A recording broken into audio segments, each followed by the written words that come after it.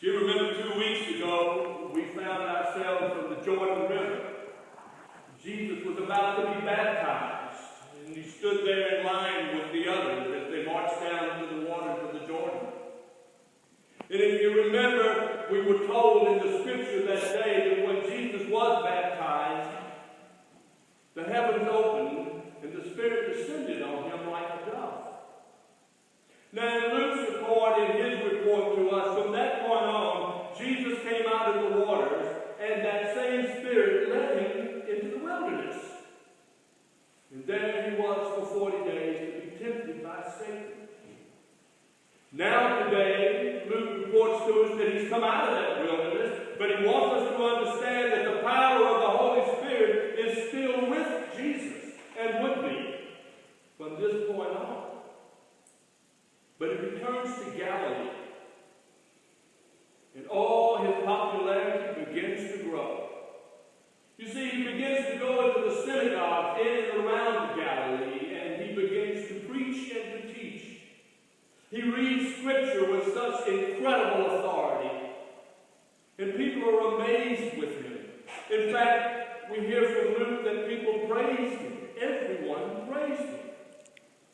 And his word was beginning to get out as to who he was, and people were beginning to come to the synagogues and listen. It was a positive response, at least for the time being. And then Luke reports to us, he went to Nazareth where he had been brought up, and on the Sabbath day he went into the synagogue, as was his custom. On the Sabbath, Jesus goes to synagogue. It was his custom. It's what he did. Some of you come to church every Sunday. It's your custom. You're going to be here. And on the Sabbath, Jesus is in the synagogue. But this particular day, he's in Nazareth, the synagogue there. This is his childhood home. It was here in Nazareth that he ran through the shop, his father's shop, and his father was a carpenter, and played in the street with other children from time to time. And today he comes home, and he remembered entering that synagogue once with his family on many occasions to worship. He knows the people, and they know him. His reputation precedes him, don't you see? And as he comes in, people come to him and tell him how good it is for him to come home, and it's good to see him again. And I imagine some of the older people in the synagogue walk up and take his hands in their face, his face in his hands, and they say, "It's good you're home, Jesus. We haven't seen you in a while." And it's a very celebrated time. Everybody's happy that he's there. And his reputation precedes him, don't you see? They're happy he's home. Now, this ordinary day in the local synagogue will become a very special day, because the hometown child is going to read and teach that day. And from all indications from what they've heard, they're in for a treat, because he speaks with wonderful authority. Now, ordinarily in the synagogue in those days, and all we can do is really kind of piece this together from information from different areas. But it seems that it would be when they came together in the synagogue on the Sabbath that they would start off by reciting the Shema. You remember that? We talked about it several months ago. You remember what the Shema was? Hear, O Israel, the Lord our God, the Lord is one. You remember? That's what they would do in the synagogue to start with. Then they would all stand more than likely and face Jerusalem, because that's where the temple was.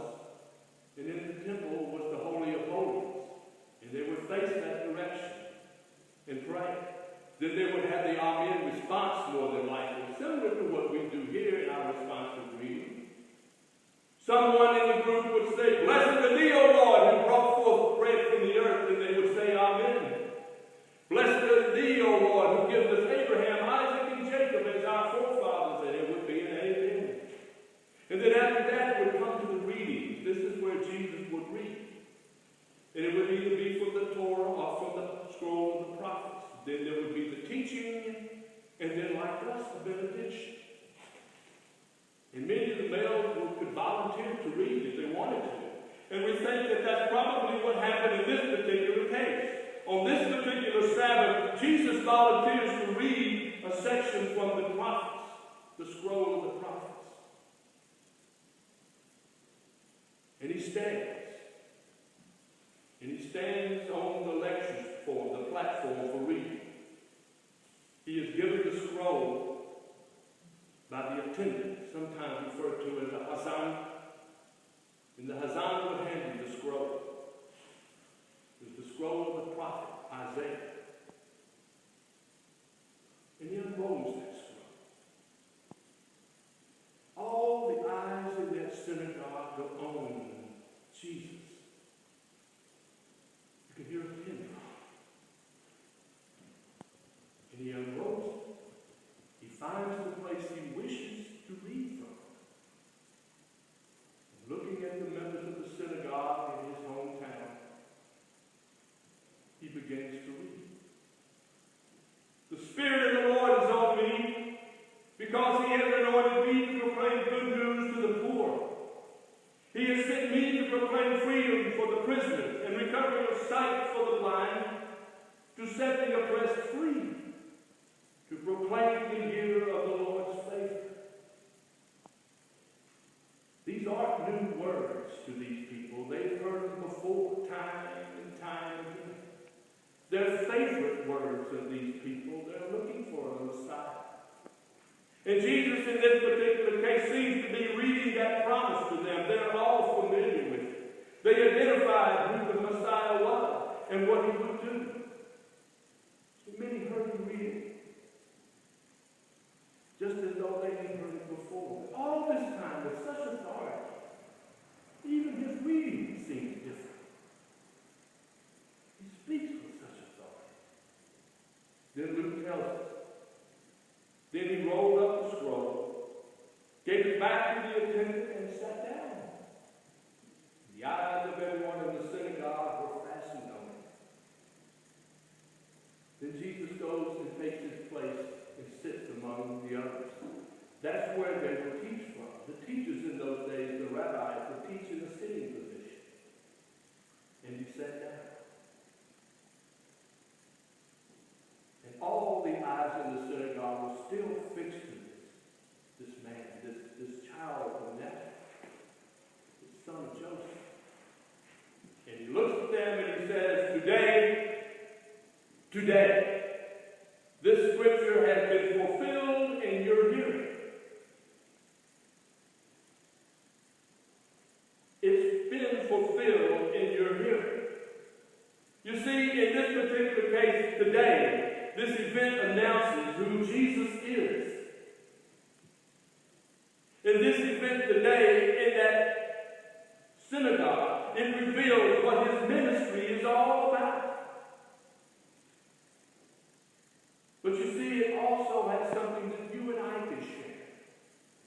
Because it also tells his church, you and I, his holy and heavenly church, what we should do. We should be. I mean, if you want to know what the purpose of a disciple of Christ is, I suggest you go back and read this again. That statement, those two verses. Because it pretty much tells us what's expected of us. If you want to know the purpose of the church, the body of Christ, read it. It's all right there in front of us. And Jesus proclaims that it's fulfilled. You see, Jesus announces that he has come to proclaim good news to the poor. And not just to those who are hungry and those who are without, but to the poor in spirit. No longer do they need to wait. It is fulfilled today, he says. He announces that he has come to proclaim the freedom to those who are captives.